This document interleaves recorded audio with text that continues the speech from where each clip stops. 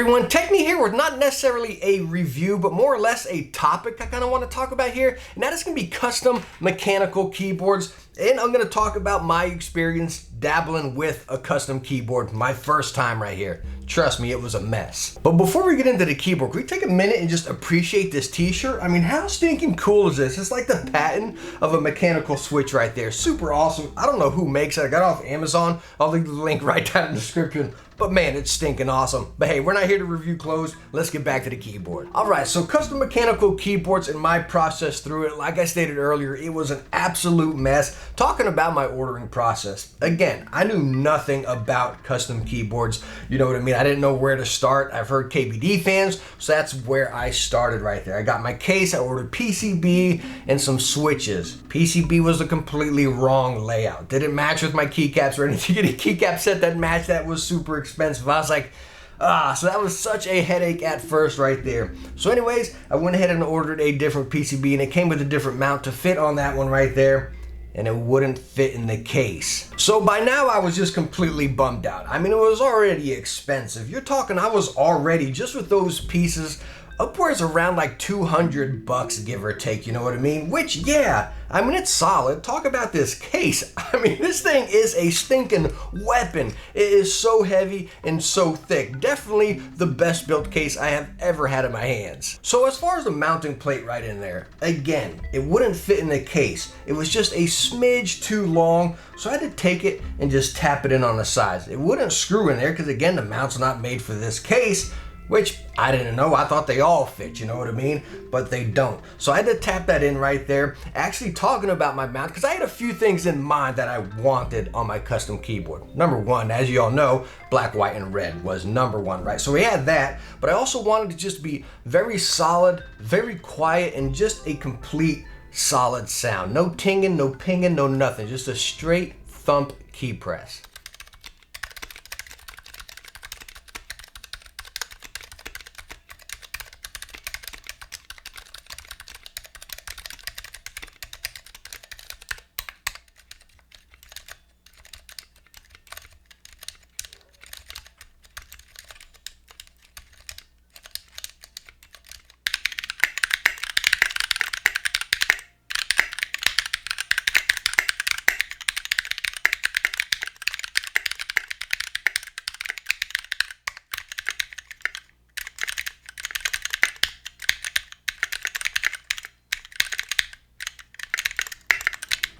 And yes, it completely worked. Again, a lot of you might not like that whole Flex Seal look I got right there, and I put on too much, so I wiped it off. Then it gave this real rustic, just, you know, rugged, grungy look, which I honestly love that. You know, it's really crisp and really solid along the outside. Then you just kind of peek down the side and it's got this real rugged, rustic look. I don't know. I honestly love it, and that's what it's all about, right? I got the custom keyboard, and I love it. And I also made it hot swappable. I ordered some Kale Silvers over here, which is really cool. Like, I knew I loved Cherry Silence, but I always wanted to try some Kale Silvers. Got them right here. Honestly, I don't like them. So it's really cool to be able to have that option, again, to be able to swap them out like that. And the last topic I want to touch on this is, again, cost. Again, this board right here probably ran me upwards around $280, probably somewhere around there, close to $300 with the keycaps. I actually had a different set of keycaps. I had them going red and white on here, and then again with everything else I put on. So again, probably around $280 to $300. Pretty stinking expensive. Yes, it's solid, it's crisp. I mean, nothing's gonna happen to this guy. I mean, it is incredibly solid. But again, talking that price point there, let's just say $300. Is it worth it? I gotta say no, you know? I mean, heck, get the Apex Pros, $180. We say that's expensive. This is stinking expensive. You want a really good, fast gaming keyboard, you can go with the Razer Huntsman TE. I mean, it looks crisp. It's bam, right there in the store, plug it in and play. And if you want to be able to dabble into it and get a little bit more custom, again, you can slap keycaps on those, or even go something with a board like this, like the Ducky Maya I recently did. This was the Ducky Maya Rainbow Edition, and again, I have Tai Hao keycaps on this guy, black and red right here with different font colors. So that's really cool. You have a very nice custom design right there. And again, one of a kind. Now you got these kind that are straight out the box, custom keycaps and everything, design around it. And it's, again, a pre-made custom, but it's really cool and different. Is it one of a kind?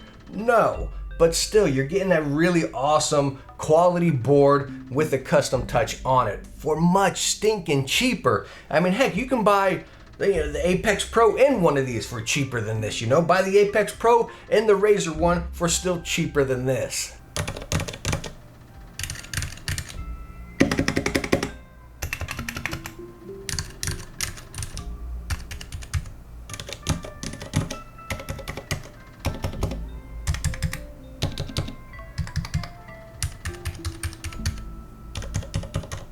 So I guess all in all, the couple of points I have right here is number one, do your research first, right? Don't go about it the way I did. I was really debating making this video. I said, man, people are just gonna rag me for it. But I think the coolest thing is, again, sharing the experience, coming from a noob, just diving right into it right here. But again, I would definitely go kit boards and then dabble from there, you know? And that's kind of where you get into the customization of it. Being able to pick your switch, being able to, if you decide to lube your switches and all this, that, and the other, which I will never do, you know, but you can pick all that stuff and really customize it that way. That's the difference coming from like a big box keyboard with the Apex Pro or the Razor one, you know what I mean? You're stuck with the switches that they offer. You have so many different variations and options to choose with this, but again, it's just so much more expensive. So all in all, will I do a custom board again? As I stated earlier, yes, I will do many more, but they will be kit boards right there to make it much easier, and I know everything fits rather than going piece by piece here and there. But I honestly don't see it being something that I'm gonna get like hooked into and really dive into, because again, even the kit ones are stinking expensive. You're talking 200 bucks just for like the case and the PCB and the mount, not even counting your switches or your caps or anything. So you're still talking minimum maybe 250 to 300 again right there. So again, I just think it's super expensive, and there's plenty of great ones you can get from big box retailers or online shops. So hey, please let me know down in the comments what you think about custom boards. Have you dabbled with it yet? Have you been looking into dabbling with it? And what's your opinions on it? Again, my flat out opinion is it's expensive.